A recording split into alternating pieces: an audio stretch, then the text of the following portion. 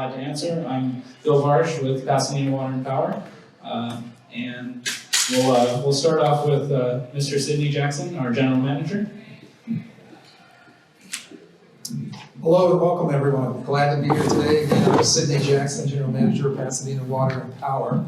Let me just start off by talking about the mission of Pasadena Water and Power. So one of our missions is to be a part of the community, to improve the community, help the community grow, and this undergrounding project is right along those lines. Demonstration of our investment in the community, and when I speak of investment, not only investment of our time, our engineering and our technical talent, but also investment from a fiscal dollar standpoint in infrastructure.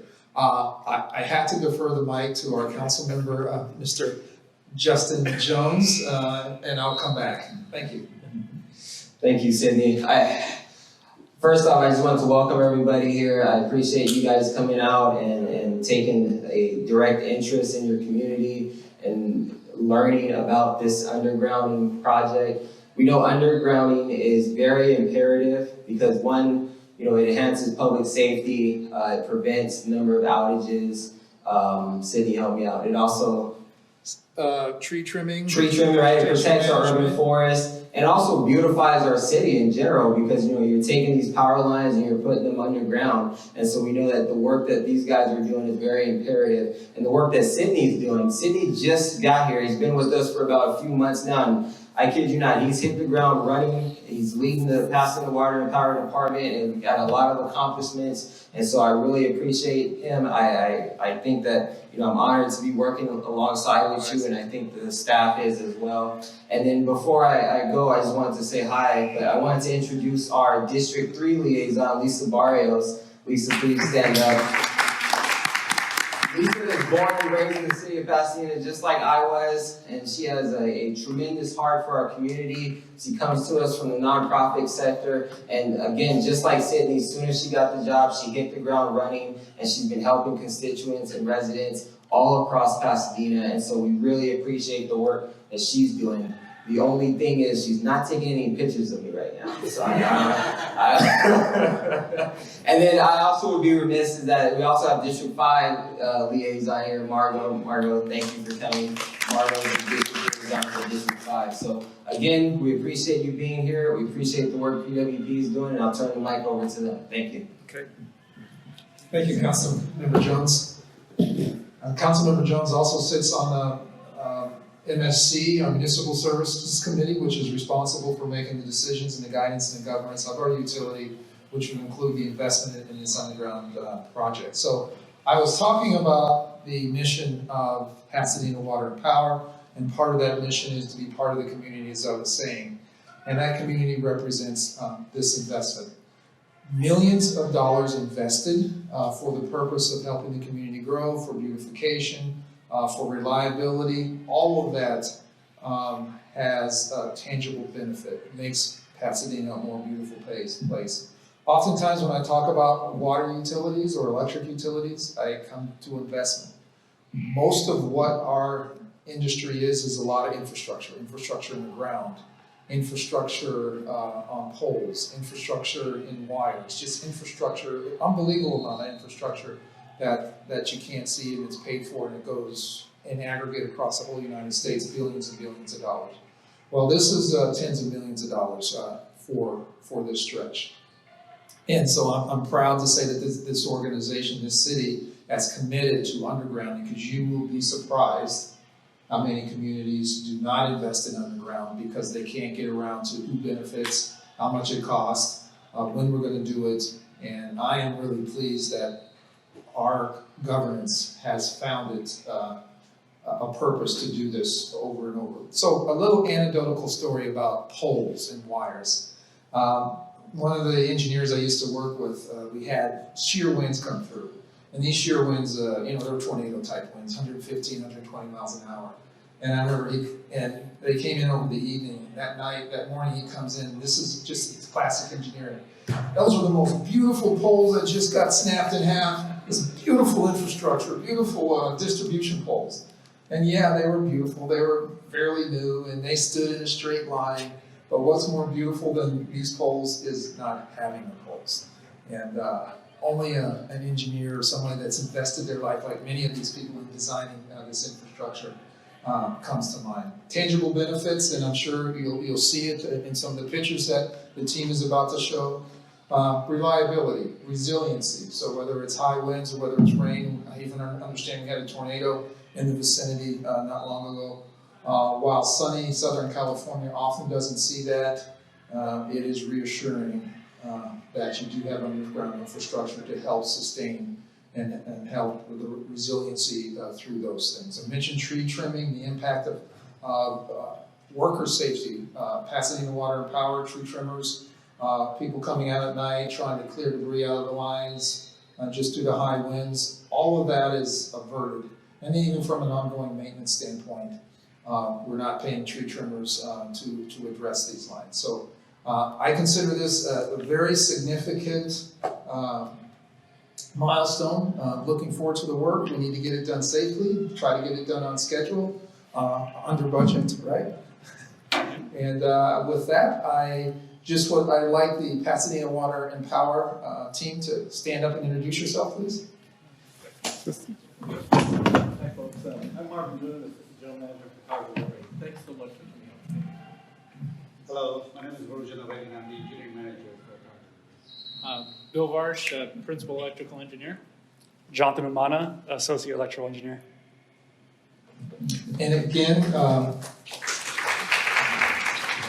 thank you. It's my privilege to be able to serve this community, and that's what we're here for, to serve. And with that, I'll turn it back over to Bill. Thank you. I have the drier part of the presentation. I'll keep the anecdotes to a minimum, but that was a heck of a good one. I do like a beautiful pole line, but having no pole line is objectively better, or subjectively better. Either way, so got a few slides here. We're going to go through, I guess, the nitty-gritty of the infrastructure itself, the program.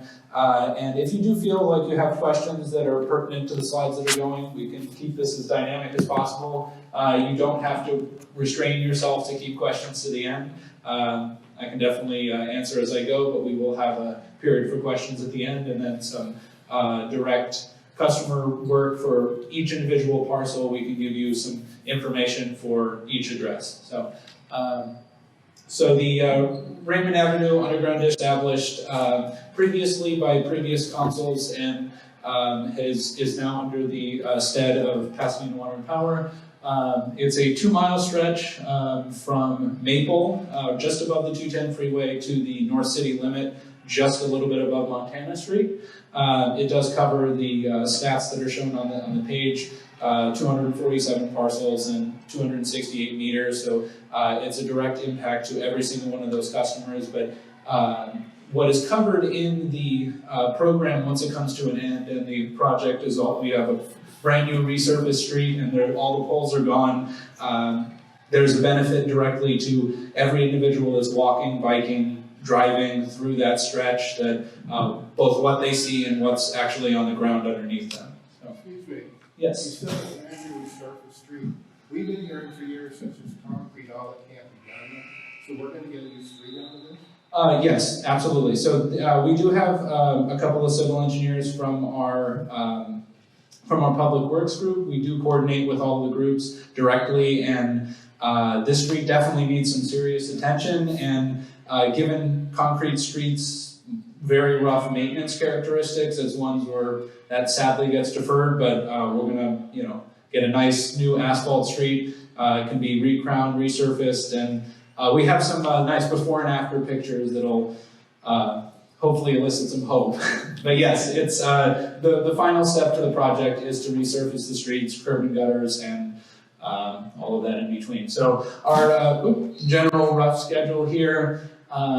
We're in the engineering design phase. We're really close to the end of what we plan the infrastructure to be in the ground, what electrical facilities are going to be there to service the community, be able to convert each one of the houses from the overhead infrastructure that exists now to direct underground feeds to each address.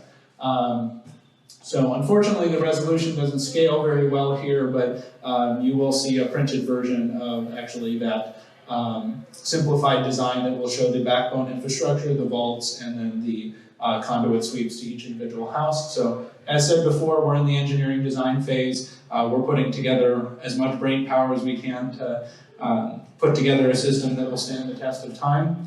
Then we go and work with our third-party utilities during that design phase and into the procurement of our material and labor for executing this job in a timely and competitive fashion. And if you notice, there's a little stagger to it where most of these projects are starting essentially in the month of July, so hence they are staggered to halfway through the year. So our substructure construction is targeted to start in July of 2024, where that will persist for a year as we leapfrog through the entire 2-mile stretch. And then as substructure is going, we can start, or in series afterwards, have the electrical and comm installation in the new infrastructure that's put in the ground. The substructure construction is definitely the most invasive portion of the job.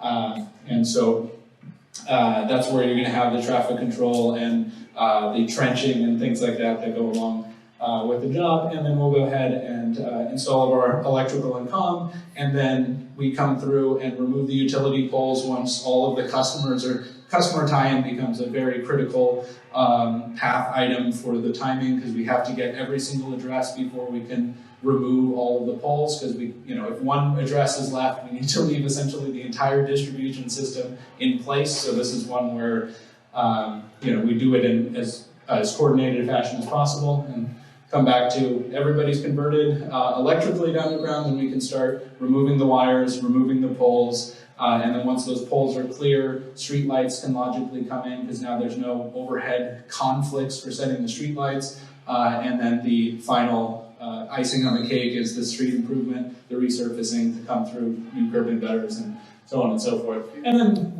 yes, Sorry. absolutely. Now, looking at your timeline, you are aware that part of that is under the Neighborhood Transportation Management Program. So I don't know, will this be conflicted with the work they're going to do to improve the city? We will coordinate with all of the other departments. We've had some of those conversations.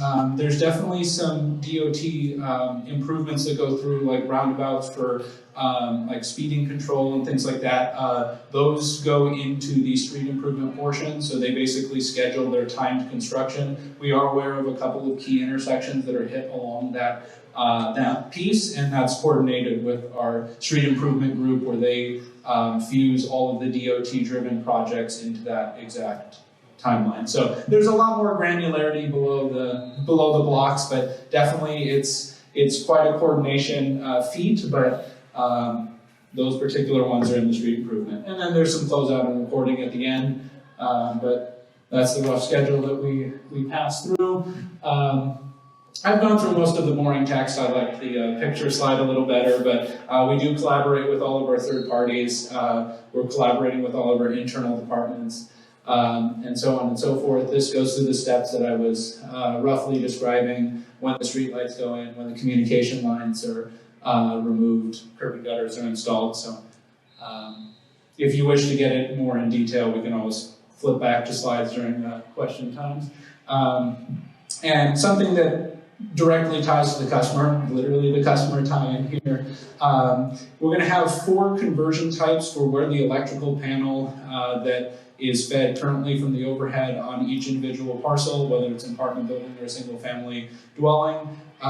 Where that connects to the overhead infrastructure, it's imperative that we have a direct underground feed to that panel. There's essentially 4 ways to go about it. Our first is convert the existing panel into a sub-panel of a new panel that is underground compatible. We try to place it as close by as possible to keep conflict and surface mount conduit to a minimum, but there'll be a new panel that'll house the new meter, and then the existing panel becomes a sub-panel that will require no internal wiring changes for the house. And one question that always gets asked is, do I have to pay an electrical contractor to do this? If you go with the option that's chosen in the design already, it's completely paid for through the Underground Utility District program. We'll have the contractor set up that conversion and the tie-in and the cutover.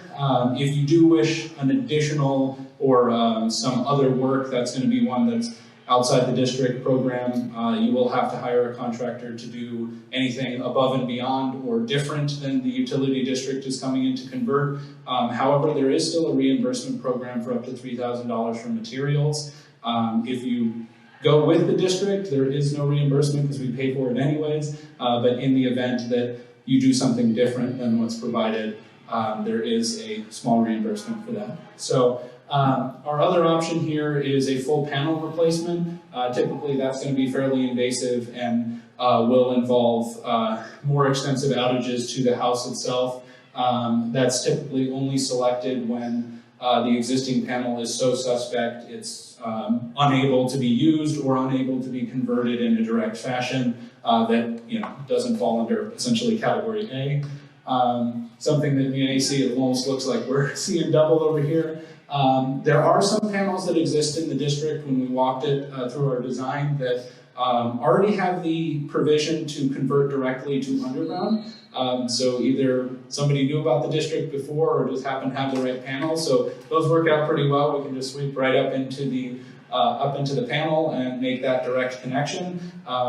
In a way that's probably the least invasive because the panel's already ready for that conversion. And then our option D is similar to A in the sense that we're making a sub-panel of the existing panel and having one new one come in that is underground fed. However, to make that connection, we have an underground riser essentially between, or jumper between the two. Did you have a question about that? Oh, sorry. Anyways, between the two connections, this is typically reserved only for when you have physically split dwellings where a surface mount conduit is not appropriate because you would have a conduit floating between buildings, or that there's some sort of obstruction in the way, a chimney or a floor-to-ceiling window that there's no way to code compliant, basically pipe around. Yes, sir. Bill, could you speak to, and you're probably going to get to it anyway, how we're going to coordinate with the customers for these outages that they're going to have locally at their house to do some of these conversions? Okay. How does that process look? So as the substructure comes through first, we're going to have the excavation to the panel itself, which is a non-outage triggering event because you will still be electrically fed overhead. So we'll come through and basically make all of these physical dry connections, if you will, before we come in hot with needing to shut off the power and make the actual conversion. So substructure will come through, and then there will be a delay in time as we're actually building out the underground electrical backbone that's in the vaults and conduits that are in the street. And then once those are ready, we're going to go block by block, house by house, coordinate with each individual customer, what days those are going to be shut off, when we're going to bring in the basically new cables into the now underground compatible panel. So this will be about halfway through the construction phase where we've done the substructure for that block, the electrical's in for that block, and then the wiring comes up. We terminate the wiring into the new panel, pop in the new meter, and if all of the rest of the dry connections are already done, that's happening essentially in that one working day, as long as we have enough time to prepare to do all of the other pieces along the way. Yes, sir. Couple questions. First one, I noticed these are all in the order of 1, 2, 3, 4, 5, 6, 7, 8, 9, 10. Yes. Does this mean this is the start? Oh, not necessarily. Starting at the top end of Raymond or the bottom end? Based on coordination, they actually probably will start from both ends. It has to do with just the logistics of scaling it, and they'll likely meet in the middle. So we happen to start at the far north side, so it's actually in reverse address order, but in this case, the actual logistics are they will probably start from both ends and then meet in the middle. So, and that's more for just the substructure portion, because at any time, there are a couple of intersections that already have underground infrastructure there that we're tying into. So once they reach close enough to the infrastructure, then the excavation and trenching and all of the invasive portion are actually done already. So, yes, sir. And the other question is, how does this, none of these seem to show a solar system installed, which is fairly common on Raymond. Was that the end of the question? Well, there's a third question, Okay. but I'll ask that. What determines if a panel is underground ready? It has to do with whether the panel itself has knockouts on the bottom that can be mounted outside of the foundation of the building, because it's definitely not well, I can't say conventional, but it's not nice to start to disturb the foundation in an existing structure. So our surface mount that come up there, those direct conversion ones would be wall-mounted panels versus flush-mounted panels. Those would be direct conversion ready. The other ones we would have the surface mount compatible panel and then bring surface mount conduit into the existing and keep. My panel is already occupied on the bottom, but Okay. The solar system comes in that way. Okay, there's also two parts of the meter panel. You'll have the meter section with the meter and the essentially internal disconnect from the utility side. That's usually where your weatherhead will come through. And then on the load center side, you'll have that under the bottom side provision for a solar system. Those would be there. And that's also why option A was the most convenient, because whatever compatibility issues you have are completely resolved, because all we need is one knockout entry on one side and we're good. So. Problematic solar panels in the future? No, not at all. You will need to find wall space for wherever the, your disconnect is a code compliant required one, charge collector depending on what type of solar system you have. If it's non-micro inverter, you do need a charge collector. But usually you only need one AC entry back into the panel to cover your solar breaker. So, And then may I chime in? Yes. Also inside of the panel, you have a customer side and a utility side. We're only tapping into the utility side, so anything customer side, which is your side, is not going to be touched. Any PV or any solar panel that you do have is all in the customer side. So it won't affect any tie-ins that, as a utility, we're doing to your panel. Okay. Thank you, Bill. It's going to be a tight wall space. Yeah. Jonathan has put in quite a lot of literal physical legwork checking out each one of these panels. So, making sure that we have the right connections from the start. Because, when we've gotten out to previous underground jobs, this is always the toughest part. So, big block of text, basically what I said. Most people are panel A. I always build in a question period for that because each one of the situations is going to be unique. So as we transition to a later part, kind of after the formal presentation, this kind of does give you some nice labeling. The red lines on the designs are going to be the new conduit systems. There will be also red rectangles that are electrical utility vaults. The blue letters are going to be the conversion type, and then the house numbers are in black. So you'll be able to find exactly your house number, and then where the conduit is proposed to come in, and then what the proposed conversion at this point in time is. And so coming back to the scheduling, this does give you those general start dates.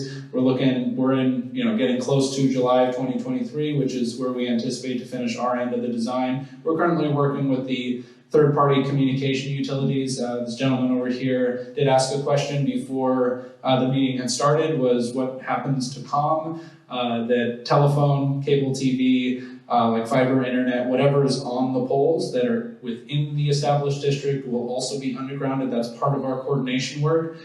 We do focus on the electrical portion of it, given that that's exactly what we do, but we're coordinating that work to have as close to a joint trenching effort as possible, where we're trying to cut the street as few times as possible, and then get the appropriate comm infrastructure also in the ground. And then when we're entering property to get to connections to the house, usually that's going to be the connections are typically on the same side. In the event that they're not on the same side, then their design would deviate a little bit, but more or less it's just one extra layer that we're trying to keep as close together as possible so we don't end up with cuts all over the place, because the trenching is like I said, the most invasive part. So as stated before, July 2024 is our anticipated start. And then we are targeting to cut over all the customers and finish the street resurfacing by June of 2027. And that lines up with our fiscal years as well, so it's also trying to stay in budget there too. As we go, this is one of our means of outreach. We'll do a community meeting like this. We will anticipate at least one, possibly two more before construction is what our typical function is. We'll usually have some outreach, typically about 6 months before we actually start construction, to let you know really at this level. But given that this was a project that had changed hands and now we're resurrecting it from the dead, it is one where we want to give you a little extra anticipation. We're still here. We still want to put in this very strong investment, and then we'll still have those other meetings if other questions pop up. Yes, sir? Could you explain what you mean by changed hands? You probably know the story behind that. I walked right into that one. Oh, okay. So previously, the Underground Utility District program was under the stewardship of Public Works, and now currently it's with Water and Power. We have some laughing from the. There's a little bit more to that story, but from the Hill and Alpine districts, those were basically going to be in construction and were frozen for various legal reasons, and then. Once transferred over to Water and Power, we did the construction and completed Hill, did the construction, completed Alpine, and now we're in the design phase for Raymond. So we do have those as examples, but it's... And you're still talking to the Public Works guys? Oh yeah, absolutely. They still handle their specific, like the street lighting portions, the civil undergrounding portions. Public Works had an entire separate section for the Underground Utility District program, and the issue resided within that subsection on its own. So, yeah. Anyway, so we do our best to keep everyone appraised to what's going on. Like I said, this is kind of an extra pre-meeting, if you will, to let everybody know we're still still ready to attack this. So we'll do community meetings, like I said, probably a couple more before we start. There's always one pre-construction one about 3 months before we break ground to really bring into focus that yes, we're going to be in constant traffic control on several blocks at a time of this street for the next year plus, and then you're going to have the cable trucks in there for cable installs, switch installs, transformers, sweeps to houses, all of that. So we definitely will get back to you. And then there will be pre-construction notifications. So when we come into the individual conduit sweeps to each house, and then when we're going to take outages, when the electrical cutovers are going to be happening, there will be letters, digital notifications, door hangers, so we make sure we don't miss anybody. And given that we do not have to coordinate with individual contractors as we go, it's no longer a kind of bounce around the district and try to make it all work. It's one where we're going to have that contractor on retainer to do that work and then be able to just notify you when those particular outages are going to happen. We do have a website that will provide updates throughout the process, where we are in the job, rough completion, stuff like that. And then we have our customer service line and web portals for any questions. And then most importantly, we have a direct and attentive staff that we're going to have, all hands on deck for a project like this. So this is a really nice example of one of the last districts that was done on Hill Avenue. You can see the street sign in the corner. This is Hill and Topeka. And so you have the 2014 image here on the left with the pole, down guy, the streets cracked up, it's been paved over in different places, and then you have the 2019 image after the district was closed out. You the palm trees grown a little bit, but in that time period, but you have new curb and gutter, you have a fully new resurfaced street. You have the vault down in the ground. The vault's actually been installed back in this image, but the overhead had not been removed yet, and then everything's clean there. So trying to replicate the Google Street View image as best as possible, that you can retest. Yes, sir? You just mentioned resurfacing for Hill, and you mentioned it for Raymond earlier. Does that mean when this project is complete, you're gonna rip out the concrete and replace it with asphalt? Yes, yeah. That is part of the design and part of the plan for this one. Yeah, the maintenance on the concrete street's been a little too much of a bear for our public works folks, and it's, yeah. Raymond really needs it, so. We're right at the question part. If you did want my email contact, or you wanted to look at our undergrounding, definitely please take a, yes. All right, well, I think if anybody wants to come up, otherwise, thank you for attending, and we'll be ready to answer any questions that you may have.